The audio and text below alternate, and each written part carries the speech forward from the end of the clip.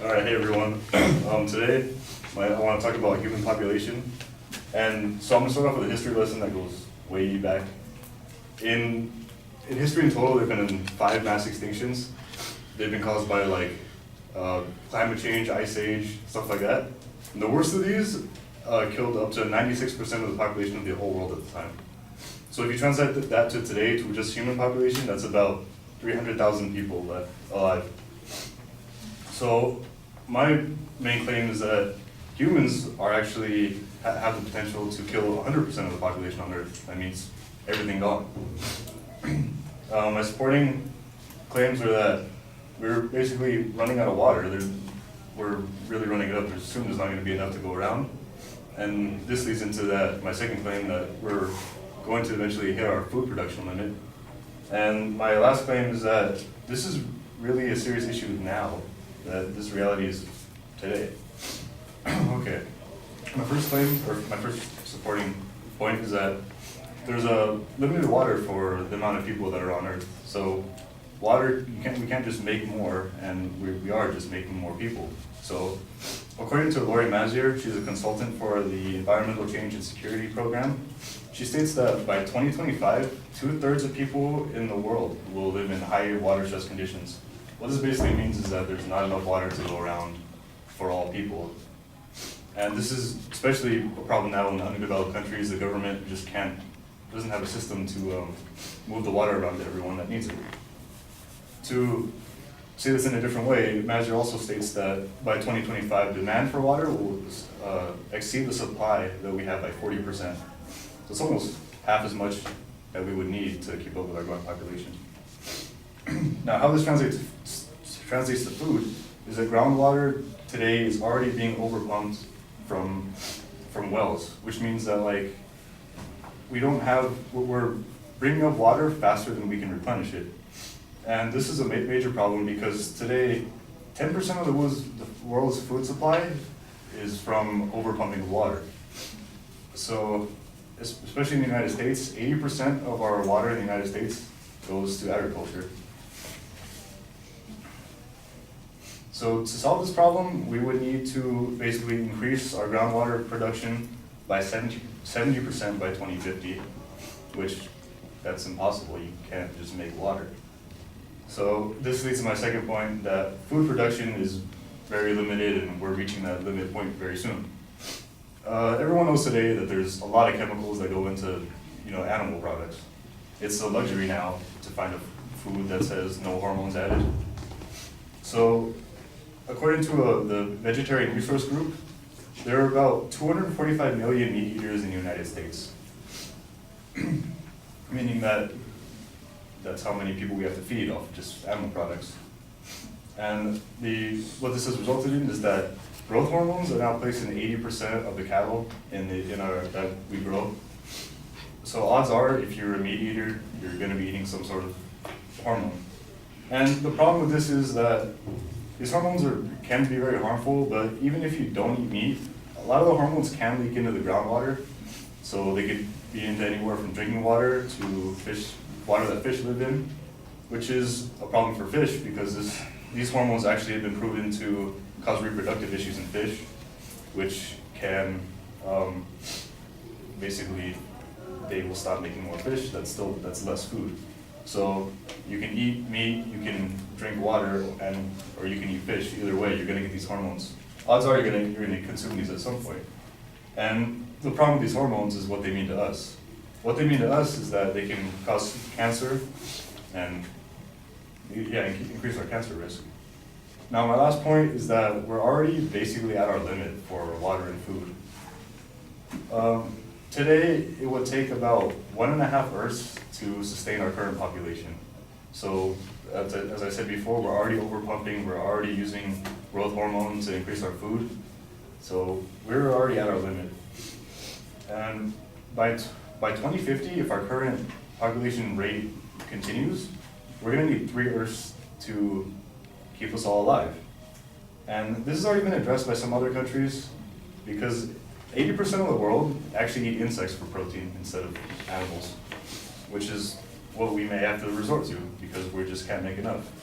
So in conclusion, this is a real issue now, and if it's not controlled by some sort of way, like how China implemented their one child per couple law, or even just higher education for people in contraceptives and other forms of birth control, then that's all we have left is eating insects and running out of water.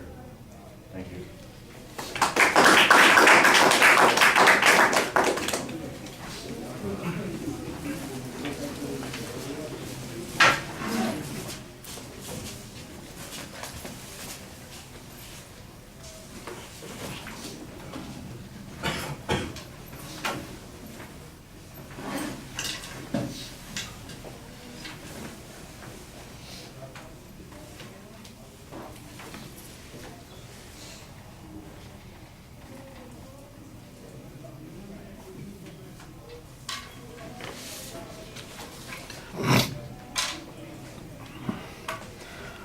All right, well, you identify your claim as being the ability of human population to kill 100% of the population, but you don't really show that we're going to have a complete collapse of water resources. You mentioned that some people are living beyond our water means and that there's going to be severe restrictions, but how that leads to the decimation of the whole population is not explained. The same thing with the food issue. Potentially, we're going to have some human consequences. The one that you mentioned most prominently at the end of that point is cancer, but that doesn't necessarily mean that we're all going to be wiped out.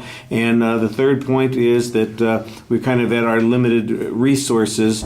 If there's an argument that the population collapse is going to result in some war, or it's going to result in one group of people encroaching on others, or denying resources to somebody else, I think that needs to be developed a little bit more, because basically you come up with a solution. We could all start eating bugs. So if we could actually do that and stop that from happening, then I'm not exactly sure that you've shown that 100% of the population could be wiped out by the problems that you're talking about, and that's the claim that you're presenting. So I think your proposition is maybe misplaced for the supporting points that you have.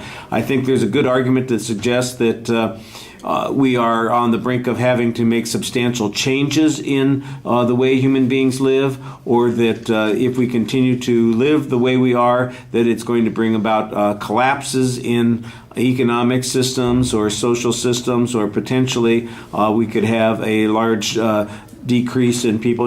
The now Malthusian nightmare appears and millions of people do die, but the idea that that's going to wipe everybody out, I think that's hyperbole, and that's not really where you want to be going with your claim.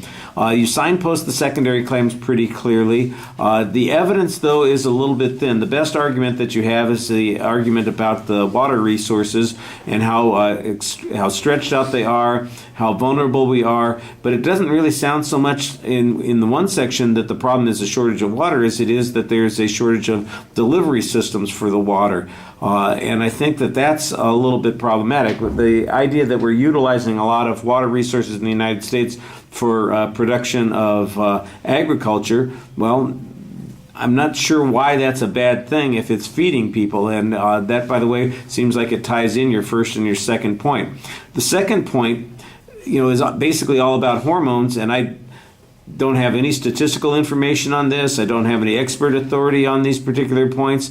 You assert the link to cancer. There's no demonstration that there's some harm. You mentioned potentially fish dying from the hormones because they don't reproduce, and I'm going, okay, where's your evidence on this? And you don't have a source citation. There's no authority that suggests this. We have no data that suggests that this is true. I'm not saying it's not true. I'm just saying you're the one who's supposed to be making the argument, and there's not a lot of proof here. A lot of assertion is what we're getting, and that's, I think, a little bit problematic.